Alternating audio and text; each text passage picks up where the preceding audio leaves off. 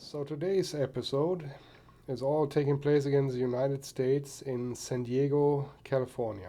After I showed you my first boat, the Orberg 37, up in Washington that I said in the Puget Sound area, and then a 25-foot Cape Dory that I had half a year later in Oregon, I went to work in British Columbia and couldn't have a boat for a while, I think for about 3 years, and then returned in 2015 and got a job in Arizona.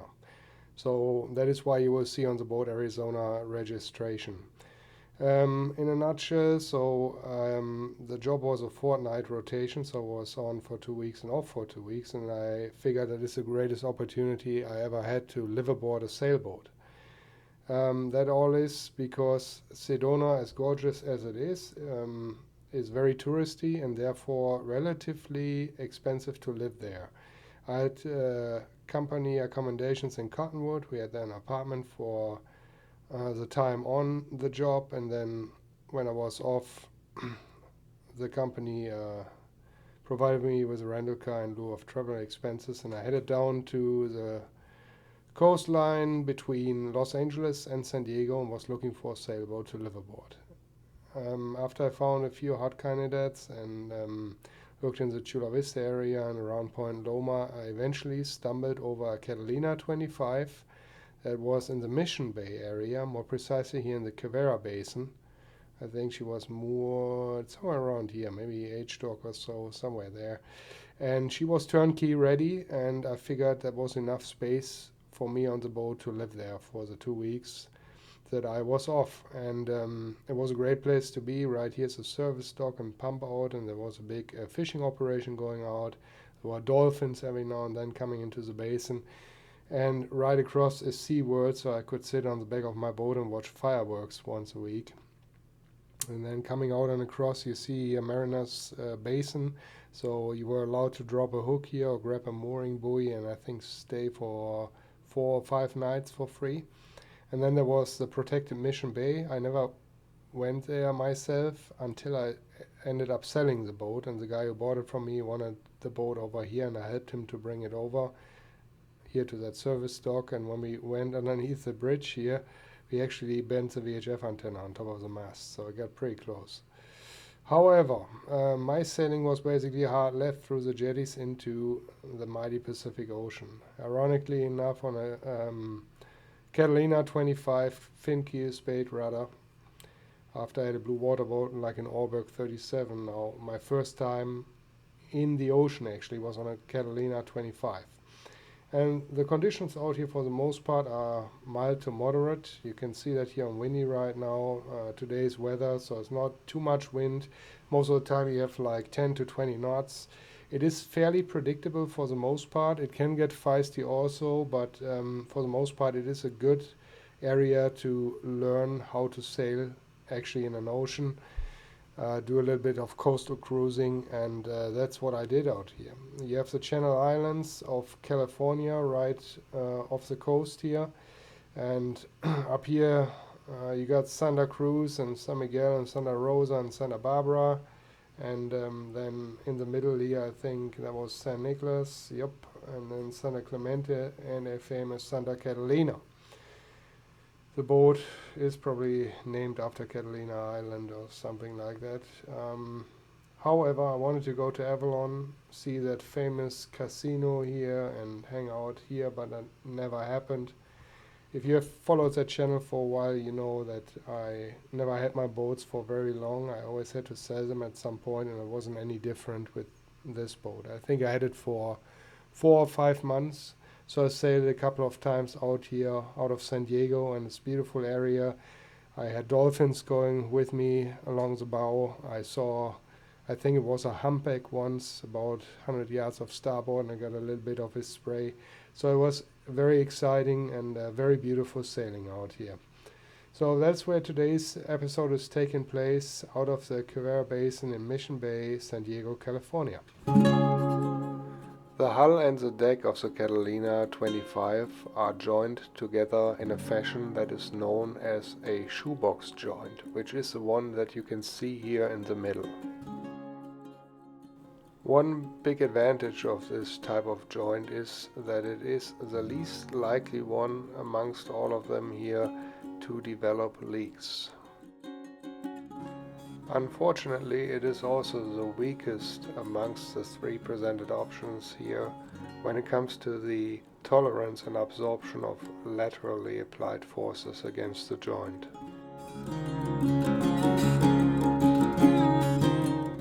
One big plus of my new purchase was that the boat came with an almost brand new 9.8 horsepower Tohatsu 4-stroke engine with electric starter.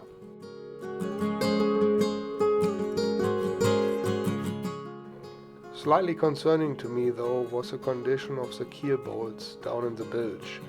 Although the bilge was, other than that, completely dry, they looked a little bit rusty.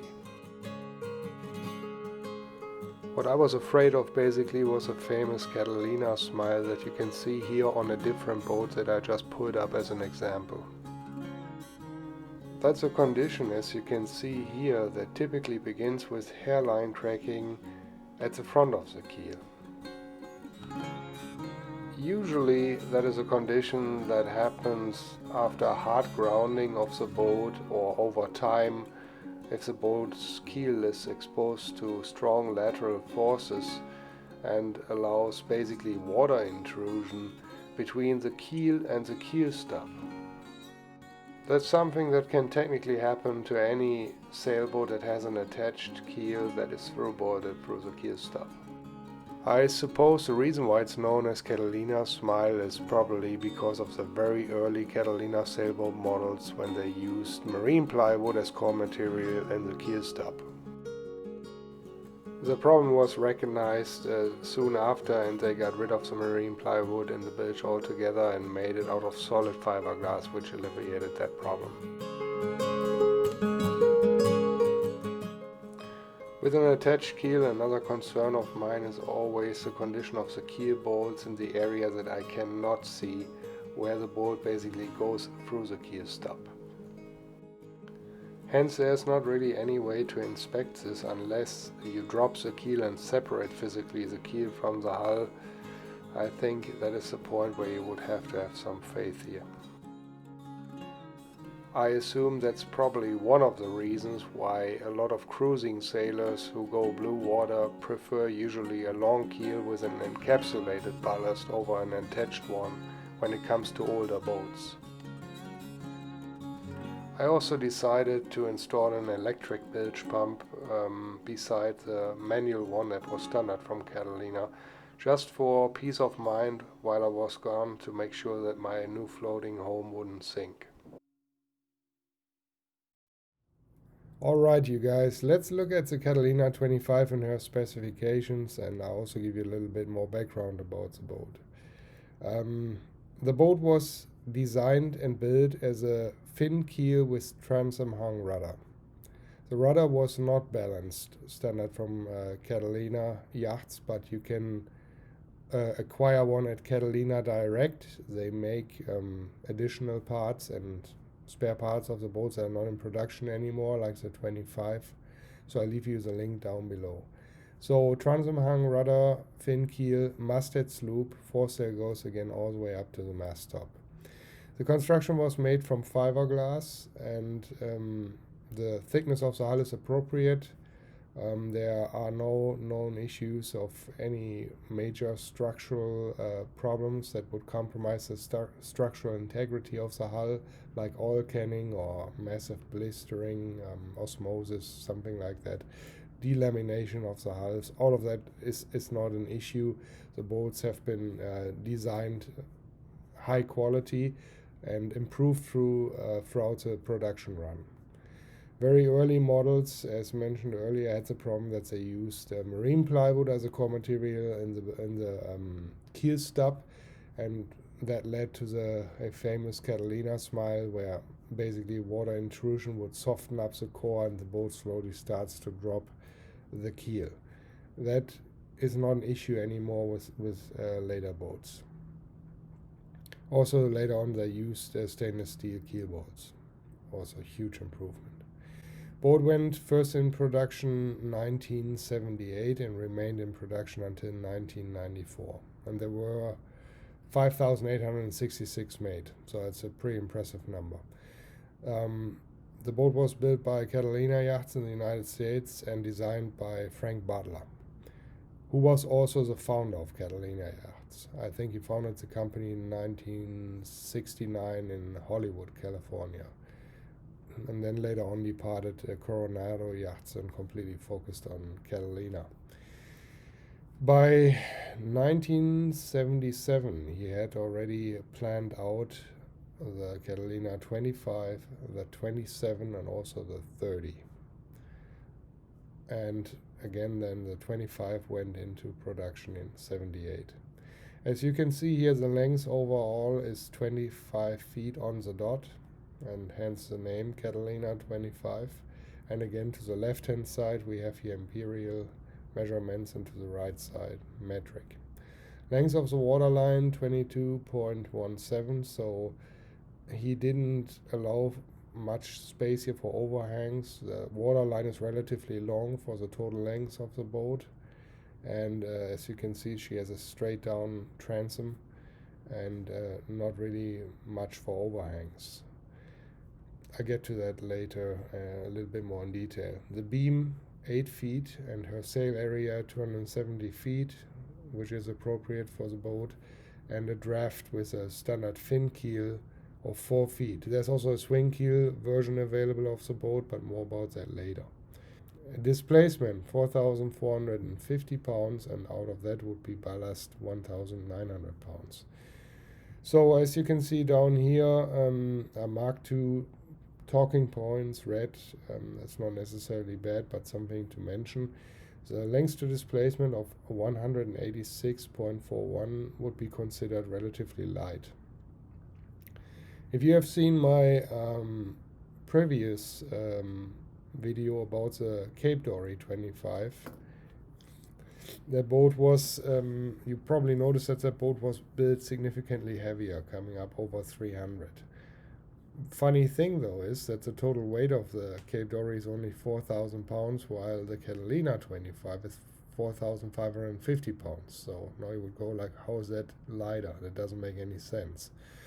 Well, we go here by beam and length of the waterline to total displacement when we talk about the displacement to length ratio, and also the ballast component out of that. And that gives you an idea about, basically, think about the volume of the boat. And therefore you can come up with a formula and a number here that tells you about the strength and thickness, so to speak, of the material, how strong the boat was built up, and therefore the Catalina 25 comes out relatively light because of the long waterline. She doesn't have much overhangs and she has a wide beam, so the volume of the boat, the total volume, is actually quite a bit. So for that to be under 200 is not too heavy.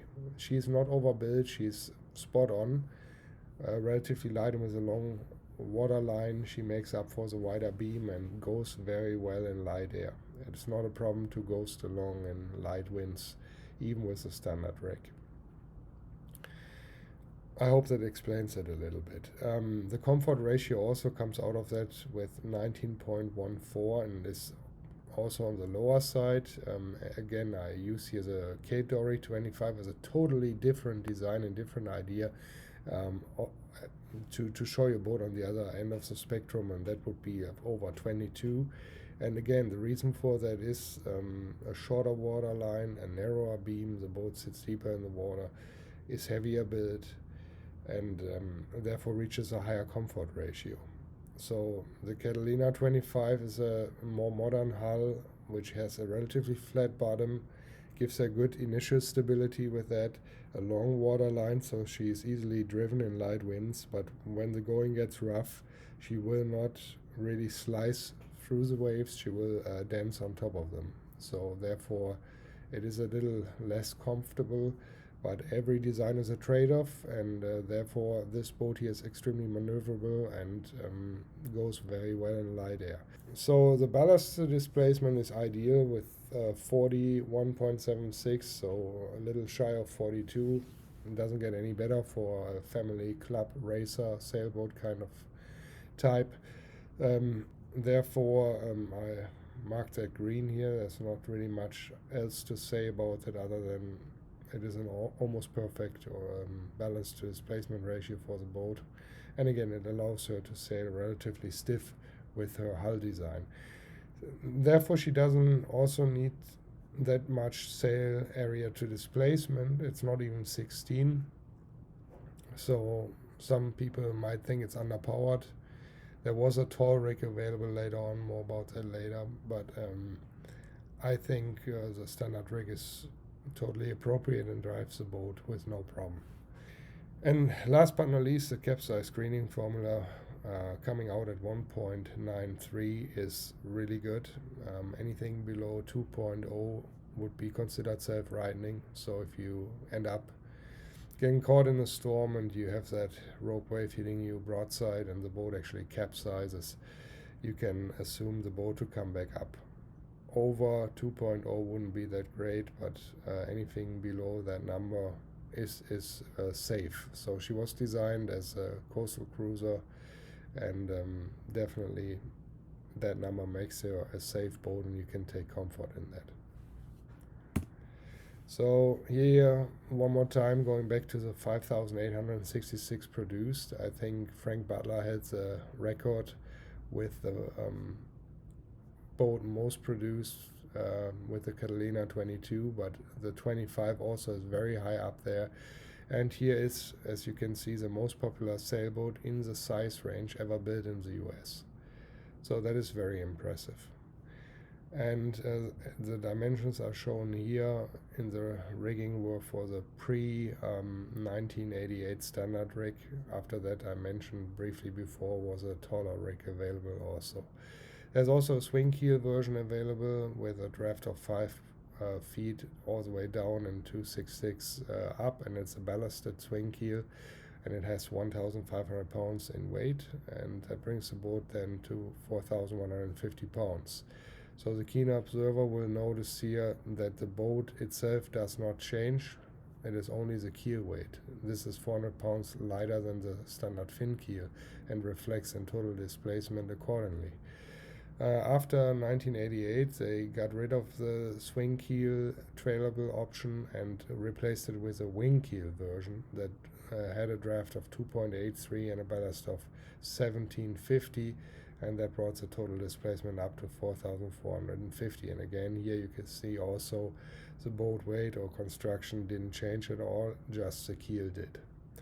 The boat was also offered in 2 different interior versions, as you can see here to the lower left hand. You could either have the dinette version or the traditional layout. It is really just the portside bunk or berth that changes here, either to that dinette or to that shortened, 5.5 foot long settee bench with that fold-up table that folds up against the bulkhead, and that was the one that I had. So that traditional layout, standard fin keel, the numbers that I showed you, with a normal standard rig. And again in 1986. So I give you a quick tour here through the boat, starting today it's a transom and moving up towards the bow. So the cockpit is huge. It is huge. You can tell right away this has never been designed as a blue water boat. Obviously the cockpit has way too much volume there, and she doesn't have any scuffers, cockpit drains in the floor that would go down to through-hole scuffers. Instead, Frank Butler opted out for 2 big holes in the transom, and everything goes out there, which I think is great. Less things to worry about below the waterline. The rudder I was not a big fan of. That always scared me a little bit because that transom hung rudder has only 2 connection points, and it felt somewhat flimsy a little bit, to be honest with you. and I think I had the standard rudder. You can also go to Catalina direct and buy yourself a balanced rudder that you can steer with your pinky then. My fear was always when I came out for the jetties that I would catch one of these fishing cables or so and rip off the rudder, you know. Therefore, I always carried like a longer paddle that I wanted to use as a steering oar or something if that would ever happen to me, but it never did. However, the fin is deeper than the rudder itself, so if you ground the boat, it should be technically protected by the keel making contact first, being about 1 or 1.5 foot deeper than the rudder itself. It steers well though, I can't say anything negative about it. It turns on a dime really, it's very maneuverable. And once you have the boat trimmed out, it is well balanced and sails straight. One of the improvements on the 86 models was the gasoline tank locker. It was molded into the deck mold, and therefore there was no chance of gasoline fumes going down into the boat, which was really nice. So everything would basically fume out into the cockpit floor and then overboard through the 2 drain holes technically. The companionway entrance is a bit lower than the actual, there's not really a bridge deck, but it makes it more comfortable to go down below. I also had the version with a pop top, as you can see here, and that would give you up to 6.4 foot headroom, so it was very generous. I also had the pop top tent, and I really love that. In the marina at anchor, absolutely fantastic to have this. I liked it a lot. It's, I think with the pop top down somewhere around, I want to say maybe 5.8 or something. So you can still move around there, just bend over again. And for somebody like me, I'm 6 feet tall. And the 86 models also had a slight indent in the inner liner where you would stand there in the galley. They made it a little bit lower to give you then extra 2 or 3 inches of headroom if you would stand in that spot. I don't know if you can see that here to the right hand side. And then to the left you can see here the super-size pilot berth that would extend underneath the cockpit floor. I would assume if you have a version with a diesel inboard, that would probably be not as wide, but I had an outboard engine, so I had a lot of space available also underneath the cockpit, which was really great. So lots of space right here. I have, by the way, not yet come across a 25 with an inboard diesel, but I think they were offered like that with, I believe it 10 horsepower or something, but I can't remember for sure. So if somebody knows something about it, please always feel free and leave a comment below. So then here to port side, the L-shaped galley, you got a sink, you got a decent sized ice box and place for an alcohol stove. I opted out for an Origo 3000 2-burner non-pressurized alcohol stove. I really love them because there's nothing safer than that. You can't blow yourself up with that. It is lighter than air and does not sink into the bilge like propane. Then to port the slightly shortened CT and the forward against the bulkhead table, and that would basically give you a ginormous wide open area for a boat of this size again in the salon area. I thought it was really great. You could fold the table down and you would have a 1-leaf table, which was ideal for me as a navigation table or to have a meal. And underneath there was a perfect space for a trash can, which I really liked. Had a little hook there and I could put this standard little trash can there. And up right hand side you can see my most favorable sailing hat that I still have until today. So anyhow, with the leaf out of the table you could seat 4 grown-ups in comfort without rubbing elbows. That is really like generous. I mean, or maybe a family up to 6, I would say, with smaller kids. I can see that happening. But that was pushing it. But let's say 4 in comfort, no problem. Then moving forward in the boat, typical head area.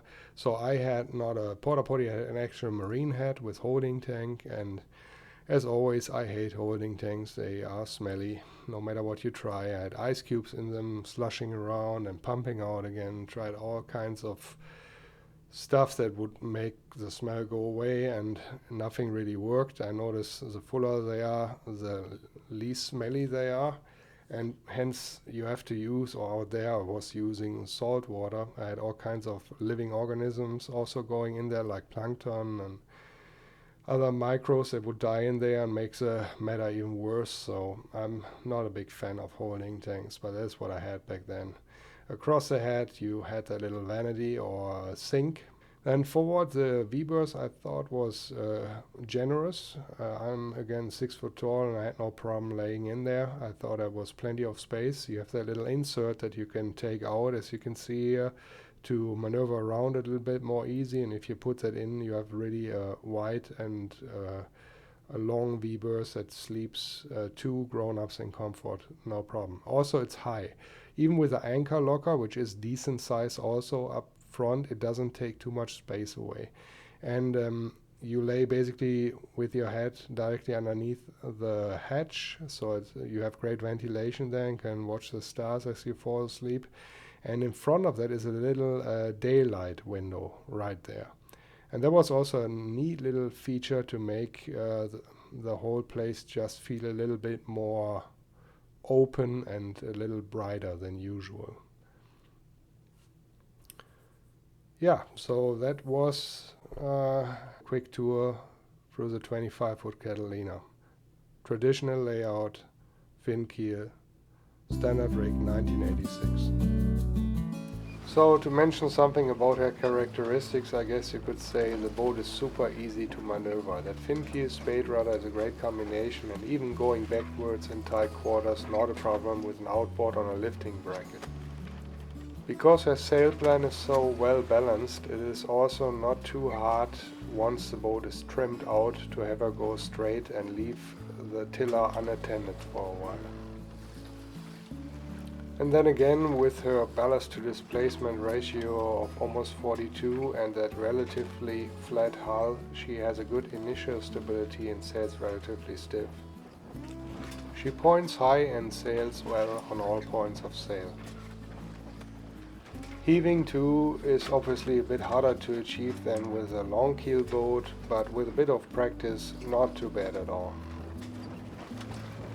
So to sum it all up, I'd like to say, if you're looking for a good old boat on a budget, have the Catalina 25 definitely on your shortlist. If you enjoyed today's episode, please be so kind and give us a like, or even better yet, subscribe to our channel. And also, if you want to hit that little alarm bell icon, you'll be notified whenever we release new content. Also, we would like to extend our gratitude to all of you that have supported our channel so far and therefore made sure that these videos keep happening. You can find the link to our homepage and also to our Patreon page down below in the description box. Take care now, and we hope to see you again next time on Sailing Good Old Boats.